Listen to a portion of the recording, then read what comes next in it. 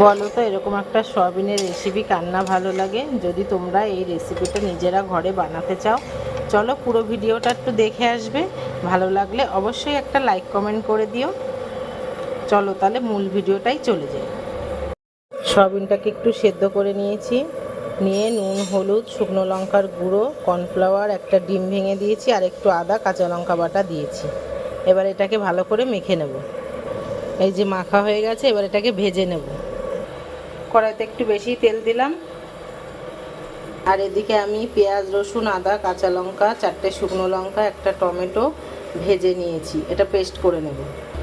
তেলটা গরম হয়ে গেছে, এবার আমি সয়াবিনগুলো দিয়ে দেবো। সয়াবিনগুলো কিন্তু একটু আলাদা আলাদা করে ছাড়তে হবে যাতে লেগে না যায়।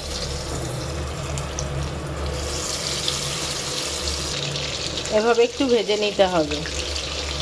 এবার আমি তেল থেকে এগুলো তুলে নেব। বাকি সয়াবিনগুলো একইভাবে ভেজে নেব। কিছুটা তেল আমি কমিয়ে নিয়েছি, এর মধ্যে একটু গোটা মশলা ফোড়ন দিয়ে দেবো।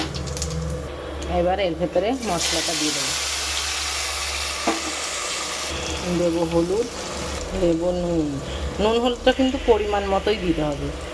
এবার মশলাটাকে একটু ভালো করে কষিয়ে নিতে হবে। মশলাটা কষা হয়ে গেছে। আমি কিছুটা আলু ভেজে নিয়েছিলাম আগেই, আলু ভাজাটা এর মধ্যে দিয়ে দিলাম, দিয়ে একটু কষিয়ে জল ঢেলে দেবো।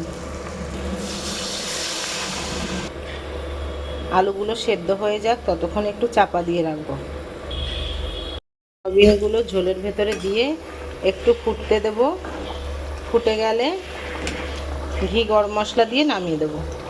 গরম মশলা দেওয়া হয়ে গেছে, এবারে গ্যাসটা অফ করে চাপা দিয়ে রেখে দেবো।